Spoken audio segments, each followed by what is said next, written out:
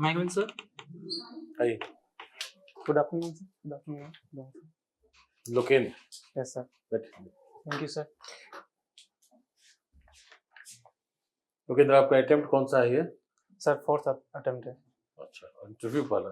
जी sir. अच्छा, zoology के student हैं? जी सर।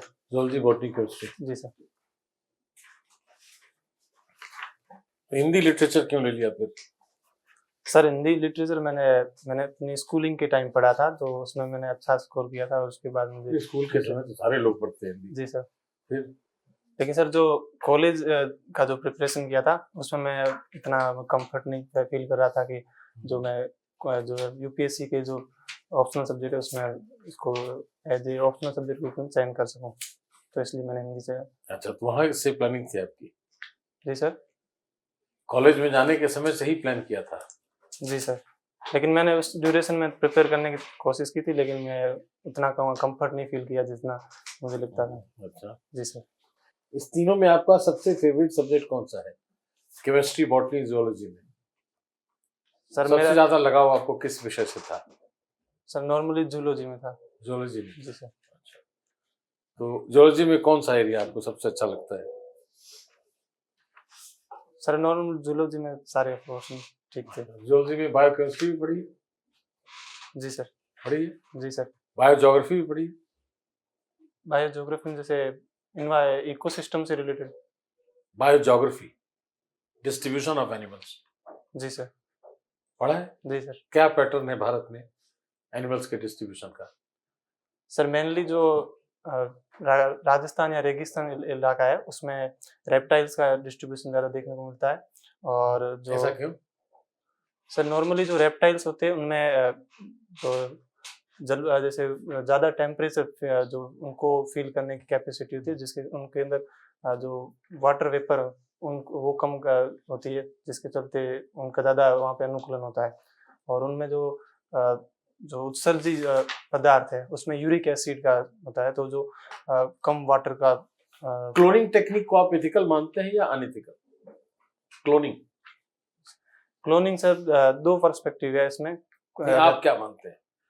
इज इट एथिकल और अनएथिकल? सर इसमें मैं अगर मतलब एथिकल मान सकता हूँ। कैसे? सर मेनली जैसे कुछ अगर कुछ दवाई या इनका कोई इनोवेशंस करना हो, या फिर जो और भी कोई जीव है जिसका कोई दवा ऐसी बनाई है जो क्लोनिंग से बनी हो? सर जैसे इसके लिए कुछ जीव पे एक्सपेरिमेंट करना हो, या फिर जो कुछ ऐसे जीव बनाना जिसपे इसका मतलब जैसे कोई बैक्टीरिया हो, या इनको जो इस्तेमाल करके इनका उपयोग किया जा सकता है। ठीक है, एक प्रश्न का उत्तर और दीजिए। अभी सरकार एक बिल लेकर आई है, कोस्टल शिपिंग बिल। जी सर। एक बिल है मैरीटाइम बिल, सर सुना है सर? सर मुझे इसकी जानकारी नहीं। डेटा प्रोटेक्शन रूल्स, जी सर। नए नियम जारी किए गए हैं। जी सर। उसमें क्या खासियत है ऐसी? सर मेनली अभी ड्राफ्टिंग और पब्लिक हियरिंग के लिए रखे गए हैं, और उसमें डेटा को लोकलाइजेशन और कुछ परिस्थितियों में जैसे उसका बाहर देशों में उसका संचरण या जो स्थानांतरण को अलाउ किया गया है। बाकी उसमें जो असेंट का है, 18 साल से कम उम्र के लिए उनके पेरेंट्स को इजाज़त दी गई है, और जो 18 से ऊपर या वयस्क लोग हैं उनके लिए खुद को असेंट के जैसे प्रोविजन देखने को मिले। Thank you sir. लोकेंद्र, ये राजस्थानी लैंग्वेज है जी sir. But it's not part of scheduled languages. जी सर। 23 जो शेड्यूल्ड लैंग्वेजेस जो गवर्नमेंट ऑफ इंडिया रिकॉग्नाइज करती है, जी सर। उसमें राजस्थानी इंक्लूडेड नहीं है। जी सर। शेड्यूल्ड लैंग्वेज में इंक्लूड हो जाना एक बहुत उस स्टेट के प्रोग्रेस में के लिए काफी अच्छा हो जाता है। जी सर। तो उस पर दो क्वेश्चन आपसे। क्या राजस्थानी में जो कमी है इस लैंग्वेज में जो गवर्नमेंट ने उसको इंक्लूड नहीं किया है, और यदि इंक्लूड हो जाएगा तो उससे क्या क्या फायदे होंगे स्टेट को? दोनों का जवाब बताएं हमें।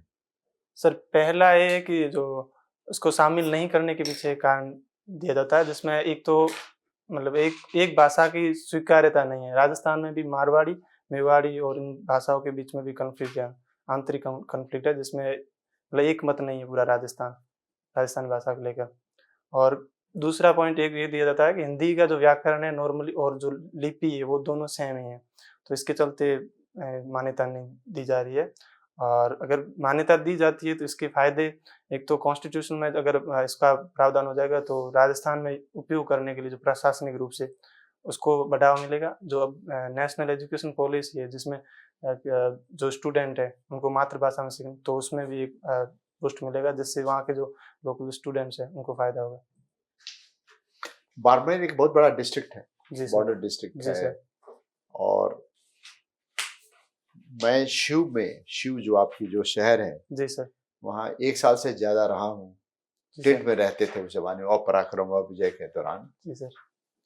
तो मैं आपसे बाड़मेर में कि क्या पोटेंशियल है जो देश या स्टेट आपका जयपुर में बैठा हुआ और दिल्ली में बैठे हुए हैं उसको एक्सप्लॉइट नहीं कर पा रहे हैं। आप समझे क्वेश्चन जी जी दोबारा? सर। कि बहुत सारी पोटेंशियल जो आप अपने डिस्ट्रिक्ट का देखते होंगे, जी सर। नो, जी सर। जो स्टेट गवर्नमेंट को ध्यान नहीं आता है या सेंट्रल गवर्नमेंट को ध्यान नहीं है, जिसकी तरफ ध्यान जाने से एक बहुत बड़ा डेवलप्ड डिस्ट्रिक्ट बन सकता है, एस्पिरेशनल डिस्ट्रिक्ट और डेवलप्ड डिस्ट्रिक्ट और वगैरह वगैरह। जी सर। वो बताएं आपके बारे में कि क्या क्या उसके बारे में डिस्ट्रिक्ट की पोटेंशियल है। सर फर्स्ट है वहाँ का टूरिज्म है जो इतना डेवलप नहीं है, अगर उसको बढ़ावा दिया जाए तो वो बेहतर हो सकता है। जैसे वहाँ पे सूर्य मंदिर भी है और थार का डेजर्ट का भी पोर्शन आता है, और DN जो डेजर्ट नेशनल पार्क है उसका भी क्षेत्र है, तो मुझे लगता है कि टूरिज्म है। दूसरा वहाँ सर जो जीरा और ईसबगोल का बड़ी मात्रा में प्रोडक्शन होता है, मतलब उत्पादन, जो जिसके चलते मुझे लगता है वहाँ पे रिसर्च सेंटर और उसके जो भी काफ़ी बाई प्रोडक्ट मिल रहे हैं उसके काम होना चाहिए। बस यही दो, मैं खुद जैसे वहाँ बहुत चीज देखा हुआ है। जैसे मिलेट्स का भी है, वहाँ का जो जलवायु कंडीशन है उस हिसाब से ज़्यादा प्रोडक्शन हो रहा है, तो मुझे लगता है मिलेट्स में भी अभी सरकार ने एक सेंटर ऑफ एक्सीलेंस का एस्टेब्लिश किया है बाड़मेर में मिलेट का, तो मुझे लगता है उसमें भी और भी काम होगा तो ज़्यादा बेहतर होगा वहाँ के लोगों के लिए। और रिन्यूएबल एनर्जी का भी प्रचलन वहाँ पे, मतलब काफ़ी बंजर भूमि है जहाँ पे ये एस्टेब्लिश करके जो एनर्जी सिक्योरिटी को इंश्योर किया जा सकता है। विंड पावर देखा हुआ है आपने? विंड, वहाँ पे जी विंड सर। मिल्स जिसको जी बोलते सर। हैं, उसकी टेक्नोलॉजी यदि हम सब आज तक कभी हमने सुना नहीं है विंड मिल के बारे में, जी सर। किस टेक्नोलॉजी से काम करती है और कैसे काम करती है, ये जरा एक्सप्लेन करके बताएंगे as a layman. Supposing you are a teacher, we are sitting in a class okay sir. And आपने हमें अगले 2 मिनट में विंड पावर के ऊपर में अहमियत बतानी है, तो क्या बताएंगे आप हमें? सर विंड पावर एक टरबाइन से पंखा घुमाने, जिसमें एक जो काइनेटिक एनर्जी होती है उसको विद्युत ऊर्जा में चेंज किया जाता है, और जो इसको हाइट काफ़ी 120 मीटर या 150 मीटर हाइट पे लगाया जाता है, जहाँ पे रेगुलर हवा का संचलन रहता है, तो उससे चलते जो टरबाइन का मूवमेंट होता है जिससे काइनेटिक एनर्जी विद्युत ऊर्जा में परिवर्तित होती है। तो आप समझते हैं ये सक्सेसफुल है? पूरे इंडिया में विंड पावर को लगाना चाहिए, विंड मिल्स को लगाना चाहिए? सर जो बाड़मेर और जैसे राजस्थान में यूज किया जा रहा है और बाकी का ये क्षेत्र मुझे लगता है काफ़ी सक्सेसफुल और बेहतरीन स्टेप है। जो हमारा जो पोटेंशियल है उससे बहुत कम है, तो अभी उस पर काम करना जरूरी। फाइनली हम सबको बताइए, गदरा रोड की जो बैटल ऑफ गदरा रोड, जी सर। गदरा रोड आपके यहाँ है? जी सर। आपके डिस्ट्रिक्ट में है? जी सर। वहाँ जो 1971 में जो हुआ था पाकिस्तान इंडिया के साथ, उसको आप डिस्क्राइब बताएंगे इनको कि गदरा रोड की क्या अहमियत थी और कैसे आपको आना चाहिए हमारा डिस्ट्रिक्ट देखने के लिए? सर एग्जैक्ट वहाँ का जो युद्ध है उसके बारे में आप नहीं रहते वहाँ, कभी गए नहीं, देखा सर, नहीं, गदरा रोड देखा नहीं, नहीं पाकिस्तान की तरफ देखा नहीं, वो रेलवे लाइन वगैरह कुछ नहीं है सब जो? सर मतलब वहाँ पे युद्ध हुआ था और उसमें वहाँ के लोग जैसे काफ़ी वीर शहीद हुए थे उनके बारे में, लेकिन प्रॉपर युद्ध के बारे में प्रॉपर जानकारी नहीं। Thank you sir. लोकेंद्र, अपने नाम के बारे में बताओ आधे मिनट में।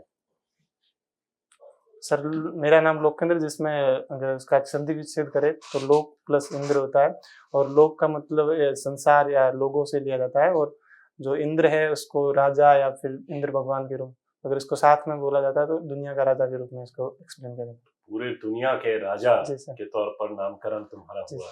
हाँ, तो आज के दिन में क्या सोचते हो कि दुनिया पर कौन राज कर रहा है? कोई व्यक्ति या कोई तकनीक या कोई राजनीति सर मेरा मानना या है अंधविश्वास? मेरा मानना है कि जो अगर राज किसी का नहीं है, डेमोक्रेटाइज है, तो अगर किसी का मतलब जैसे प्रभुत्व है या फिर जिसका महत्व है, उस हिसाब से मैं बोल सकता हूँ टेक्नोलॉजी का ज़्यादा है, और टेक्नोलॉजी से ही काफ़ी चीज़ें ड्राइव होती है। सारे परिवर्तन जो होने हैं जी सर। उसकी संभावना तकनीक में ही निहित है। नहीं सर, मतलब एक तकनीकी में ही नहीं, क्योंकि तकनीक भले कितनी हो लेकिन उसको चलाने वाला मनुष्य है, तो मतलब टेक्नोलॉजी से संसार का परिवर्तन या उसको एक ड्राइविंग फोर्स के रूप में हम देख सकते हैं। तो अभी ये जवाब देते जो तुम्हें ब्रेक लगाया, वो क्या दिमाग में आया? Artificial intelligence? नहीं सर, मतलब ऑल ओवर टेक्नोलॉजी जो भी है सर, तो मुझे लग जो कटिंग एज टेक्नोलॉजी आज के दिन में तो जी सर। आर्टिफिशियल इंटेलिजेंस ही दिखता है, जी सर। और भविष्य लगता है कि उसी से निर्धारित होगी। सर निर्धारित होगी, लेकिन इसको संचालन या उसका जो रेगुलेशन हो तो आदमी या मनुष्य ही करेगा। तो मतलब जो मनुष्य से ज़्यादा मतलब मनुष्य को भयभीत होने की जरूरत नहीं है। नहीं सर, उसको प्रॉपर रेगुलेट और उसको उसका रेगुलेशन और उसको प्रॉपर और भी डेवलपमेंट करने की जरूरत है, लेकिन भयभीत है अगर उसका अगर दुरुपयोग होगा तो। आपका मैं ये गांव का नाम देख रहा था, जासे का गांव। जी सर। ऐसे ही प्रोनाउंस करते हैं? कैसे अपनी भाषा में कैसे बोलते हो? जस्से का गांव। जस्से का गांव। जी सर। जस्से। जी। तो ये जस्से कौन है? कोई व्यक्ति का नाम है या? जी सर, वहाँ के सामंत थे जिनके नाम से ये नाम। अच्छा। जी सर। अच्छा। और पोस्ट ऑफिस है, क्या है पोस्ट ऑफिस? जस्से का गांव ही है। हाँ? पोस्ट ऑफिस जस्से का गांव ही है, राजस्व गांव है वहीं से। नहीं, रमणीय क्या है? सर ये मेरे पापा जी के दादाजी का नाम है, और जो राजस्थान में क्या एक बार लंबा क्षेत्र है जो, तो उसके कारण जो कुछ फैमिलीज है जैसे ग्रैंड पेरेंट का, तो एक साथ रहना, तो ऐसे हमारे अच्छा, कलेक्टिव मतलब ढाणी परिवार विशेष का नाम है। जी सर। ओके ओके, ठीक है। अच्छा ये बताओ, ये अक्सर हाँ हम लोग राजनीति में या इतिहास में भी प्रयोग करते हैं इसका, वामपंथ और दक्षिणपंथ। जी सर। बताओ इसके बारे में क्या है? सर वामपंथ मेनली इकोनॉमिकली फैक्टर पे डिपेंड करता है, और दक्षिणपंथ क्या है? ये किसी वस्तु का नाम है, किसी राजनीतिक पार्टी का नाम है, क्या है ये वामपंथ और दक्षिणपंथ अगर बोलें, या किसी धर्म का नाम है? नहीं सर, एक ये विचारधारा है विचारधारा है। वेरी गुड, ठीक है। उसके आगे? और दक्षिणपंथ है जो किसी भी समाज की जो पुरातन जो भी परंपरा चल रही है उसको महत्व देती है, तो मेनली इन दोनों में ये फर्क है। और वामपंथ? वामपंथ इकोनॉमिक और जो आज की सोसाइटी में समानता लाने के ऊपर काम करने की फोकस करती है। दोनों में प्रोग्रेसिव किसको माना गया है? सर किसी एक को प्रोग्रेसिव मानना मेरे हिसाब से सही नहीं है, क्योंकि जो अगर इकोनॉमिक डेवलपमेंट करे और पुरातन या जड़ों से टूटना वो भी गलत है, और जो अगर केवल जड़ों से जुड़े रहना, हम कुछ नए नवाचार आ रहे हैं, नई चीजें आ रही हैं, उनको एक्सेप्ट नहीं करें, तो मुझे लगता है इन दोनों के साथ मिलकर जो सामंजस्य। ठीक है। भारत का जो पोजीशन है डिप्लोमेसी में या फॉरेन रिलेशंस में, वो इजराइल पैलेस्टीन युद्ध में क्या है? ऑफिशियल पोजीशन भारत का क्या है? और रूस और यूक्रेन वाले में भी बताइए, ये दोनों में भारत का ऑफिशियल पोजीशन बताइए। मेरी तरफ से ये अंतिम प्रश्न है। सर भारत हमेशा शांति का प्रवर्तक रहा। ऑफिशियल पोजीशन बताइए, आदर्श नहीं। सर हम जो फिलिस्तीन और जो इजराइल के बीच में जो कॉन्फ्लिक्ट है उसमें हम टू नेशन को सपोर्ट करते हैं, और इससे इजराइल खुश होगा या ना खुश होगा? सर उसके साथ साथ हम जो मैं ये कह रहा हूँ, अगर ये पोजीशन भारत ले रहा है तो इससे इजराइल खुश होगा या ना खुश होगा? लेकिन सर हम उसके साथ साथ आतंकवाद को हाँ या ना तो बोलो। सर नॉर्मली हाँ, अगर एक नजर से देखे तो हाँ सर वो एक बात नाराज होगा। हाँ, उसके बाद आगे बोलो सर। लेकिन साथ साथ हम आतंकवाद के लिए भी जो इजराइल है उसके साथ सपोर्ट करने की तैयार, हमारे प्रधानमंत्री जी ने, और जो भी हमारा जो स्टैंड है उसमें आतंकवाद के खिलाफ है। और यूक्रेन वाले में बताओ। यूक्रेन में सर जो एक तो है कि जैसे भारत ने अब तो काफी बार एब्सटेन किया, वो उसमें एक तो संप्रभुता के खिलाफ जो इंडिया उसने मना किया, किसी भी देश के संप्रभुता के खिलाफ हम किसी भी कदम को रिकॉग्नाइज नहीं करते। लेकिन जो नाटो का एक्सपेंशन है उस स्तर पर भारत ने जैसे रसिया को जो थ्रेट है तो उसमें भी इसलिए इंडिया भी उसमें एक न्यूट्रल या जो शांति या समझौते के रूप में। G20 जो भारत में हुआ था दिल्ली में जी सर। पिछले साल, जी सर। उसमें जो उसका दिल्ली चार्टर बना, जी सर। उसमें कुछ कहा गया रूस यूक्रेन युद्ध के बारे में? सर अभी मैं याद नहीं कर पाऊँ, सॉरी। थैंक ये लोकेंद्र, आप बाड़मेर डिस्ट्रिक्ट से आते हैं। जी सर।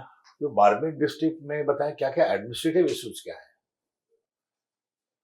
सर एक वहाँ के जो लोग हैं उनका और जैसे प्रशासन में कनेक्टिविटी बहुत कम है। क्यों कम है?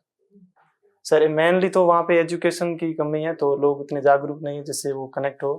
अच्छा, मतलब और लिटरेसी का अभाव है। जी सर, और एक ज्योग्राफिकल भी गैप है, काफी दूर दराज गांव में रहते हैं तो लोग वहां तक पहुंचने में वो भी प्रॉब्लम नहीं तो जो हेडक्वार्टर है, जी सर, वो जो आपका डिस्ट्रिक्ट हेडक्वार्टर है, जी सर, वहां से गांव कैसे जाते हैं?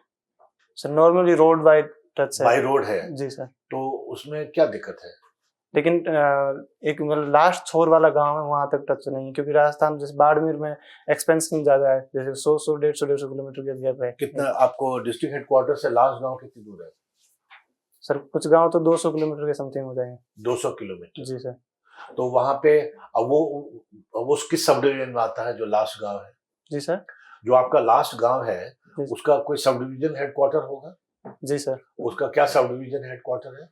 जैसे सर गड्ढा रोड है और शिव में, और मेनली ये जिसमें तो सब डिवीजन हेडक्वार्टर से वो गांव कितनी दूर है?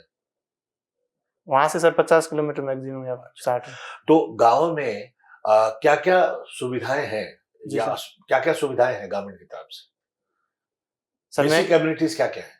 मेनली जैसे रोड का कनेक्टिविटी तो है, लेकिन जैसे कई बार वहाँ पे जो रेतीले टीले है उनका एक्सपेंशन हो जाता है तो रोड कवर हो जाती है, तो फिर उससे तो वाहनों का आवाजाही बाधित हो जाती है। बाकी वहां पे हॉस्पिटल है? जी सर, हॉस्पिटल है। हॉस्पिटल में डॉक्टर आते हैं? जी सर।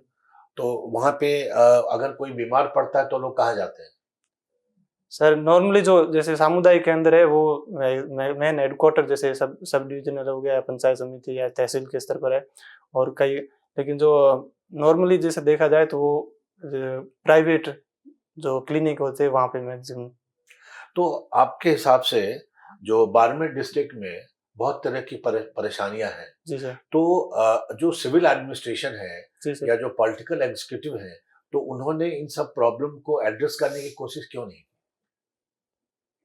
सर मेनली कोशिश हुई है, लेकिन जो वहाँ की सीवियर कंडीशंस है, और एक सर वहाँ पे जो नॉर्मल रेगुलर जो शासन का परिवर्तन है जिससे एक पॉलिसी स्टेबलाइज नहीं रही, तो ये भी जैसे बताएं कौन सा ऐसा परिवर्तन हुआ जिसके कारण से परेशानी हुई? जैसे मैं शिव से आ रहा हूँ तो शिव में हर बार एक एमएलए चेंज होते रहते हैं, जैसे तो पार्टी तो एक रेगुलर पॉलिसी और तो फिर गवर्नमेंट जो स्टेट में पार्टी वो भी तो चेंज हो रही है। जी सर। तो वहां के जो एमएलए है कभी ना कभी तो रूलिंग पार्टी के होते होंगे। सर लास्ट कब थे रूलिंग पार्टी के एमएलए वहां पे? सर पिछले साल थे, लेकिन वो मैं बोल रहा हूँ चेंज होने के कारण रेगुलर जो डेवलपमेंट का जो लगातार या निरंतरता वो बाधित हो जाती है। तो जो बाड़मेर के लिए एक तो नॉर्मल डिस्ट्रिक्ट वाइज पैसा आता होगा स्टेट से, जी सर। कितना आता होगा? कुछ अप्रोक्सीमेटली आइडिया है आपको? सर ये एक ब्लॉक को कितना पैसा मिलता है? सर इसकी जानकारी नहीं है। जो जितने भी रूरल डेवलपमेंट स्कीम है उसके लिए एक ब्लॉक को पैसा आता है? जी सर। अच्छा, दूसरा बाड़मेर आपको बॉर्डर पे है, जी सर। तो बॉर्डर के लिए स्पेशलाइज्ड उसके लिए भी बजट होगा, उसके बारे में कुछ आइडिया है आपको कितना है? सर स्पेसिफिक डाटा मुझे याद नहीं। Thank you sir. लोकेंद्र, आप योगा प्रैक्टिस करते हैं? जी मैम। कितना frequently? Everyday? Regular? Regular. Okay, बताइए इसके बेनिफिट्स क्या होते हैं? मैम अगर योगा आसन के रूप में तो मैं एक हेल्थ के रूप में भी देख सकता हूँ, और मेंटल पीस और एक धैर्य और इन चीज़ों के लिए मुझे कौन सा वाला योगा करते हैं? मैं एक सूर्य नमस्कार करता हूँ, और वृक्षासन, ताड़ासन और प्राणायाम भी करता हूँ। और कितना टाइम लगता है? मैम आधा घंटा से पौने घंटे तक करता हूँ। सारे आसन कर लेते हैं? जी मैम। और रोज कर पाते हैं? जी मैम। ओके, कभी कभी छूट भी जाता है? हाँ मतलब कभी कभार छूट जाता है। हाँ, जब नहीं करते तो क्या इम्पैक्ट आता है बॉडी पे? मतलब थोड़ा अच्छा नहीं लगता है जितना अगर योग हो जाता है तो उससे। अच्छा, फिर आपकी बॉडी में फिर आपको मन करता है कि करना चाहिए जी अगले मैम। दिन? जी ओके। वेस्ट वाटर अगर आपको दिया जाए तो उसको आप उसमें से एनर्जी निकाल सकते हैं? Sorry ma'am. वेस्ट वाटर, जी। यूज किया हुआ वाटर, उसमें से एनर्जी निकाल सकते हैं? जी मैम, जो अभी ग्रीन हाइड्रोजन मिशन है उसके अंदर जैसे इलेक्ट्रोलाइसिस करके जो हाँ, वो प्रोसेस क्या हाइड्रोजन है बताइए? जैसे वाटर के अंदर जैसे इलेक्ट्रिसिटी का पास किया जाता है जिससे हाँ। हाइड्रोजन और ऑक्सीजन का अलग अलग हो जाता है। जो हाइड्रोजन है उसको एज ए एनर्जी लेकिन प्रोड्यूस, उससे पहले आप कोई डिकम्पोजिशन यूज करते हैं? जैसे पानी अगर कोई बैक्टीरिया यूज किया जाता है इस प्रोसेस में? अगर जैसे उसको साफ करना है तो बैक्टीरिया यूज किया जाता है। वेस्ट वाटर है ना? जी जी मैम। हम्म, उसके लिए मैम साफ तो करना हाँ जी, पड़ेगा। रासायनिक रूप से भी और जैविक और भौतिक तीनों रूप में भी किया जाता है। जैसे कोई बड़े पदार्थ हो तो उनको निकालने की भौतिक विधि से, और जो ठोस या कठोर हो तो उनके लिए केमिकल, और जो बाद में अगर जो जैव निम्नकरणीय जीव पदार्थ हो उनको निकालने के लिए बैक्टीरिया का यूज किया जो जाता है। केमिकल वाले केस में कौन सा केमिकल यूज करते हैं? सॉरी मैम, अभी मैं उसका नाम नहीं। ठीक है। ओपन एक्सेस रिसोर्सेज पता है आपको? ओपन एक्सेस, सॉरी मैम मैं नहीं पता। रिन्यूएबल एनर्जी रिसोर्सेज जी मैम। कौन कौन से हैं? एक सोलर एनर्जी है और विंड एनर्जी है, और हाइड्रो पावर में अभी मैं एग्जैक्ट डाटा याद नहीं है, कुछ लिमिट है उससे कम होता है तो उसको आएगा रिन्यूएबल एनर्जी में काउंट किया तो जाता वाटर हो गई ना? है। जी मैम, नॉर्मली। हाँ, तो इसमें नेचुरल रिसोर्सेज कौन कौन से यूज हुए? जी मैम, इसमें रिन्यूएबल जैसे विंड और सोलर दोनों में नेचुरल रिसोर्स है। विंड, सोलर और वाटर को भी एक नेचुरल, वाटर, है ना? तीन तीन प्रकार के नेचुरल रिसोर्स यूज जी हुए। मैम। इसमें से कौन सा नेचुरल रिसोर्स को ऊपर रखेंगे आप, जिसके बिना दूसरे रिसोर्स नहीं काम करेंगे? मैम वाटर में से ज्यादा सन काम नहीं करेगा अगर वाटर नहीं है? नहीं मैम, अगर वाटर ज्यादा मुझे लगता है मैं तो और एयर? नहीं मैम, किसी को सोच लीजिए 1 मिनट। मैम किसी को छोड़ने में कोई तो मतलब किसी का तो आस होगा छोड़ना, मुझे लगता है वाटर ज्यादा है।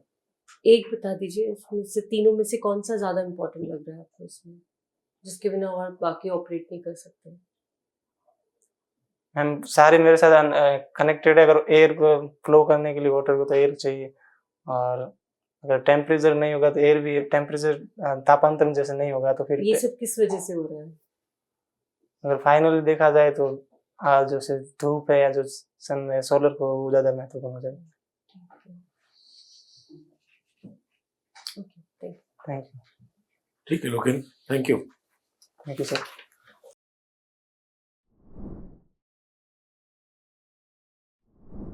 माइक में सर। बैठो। लोकेंद्र, आप अच्छे कैंडिडेट हैं। मुझे तो लगा कि आपकी जो अंडरस्टैंडिंग पार्ट है आंसर्स की, वो कॉग्निटिव पार्ट से बेहतर है। समझ अच्छी है आपकी, लेकिन आप अपनी भाव भंगिमा से उसे भरपूर कोशिश करते हैं कि छुपा के रखें।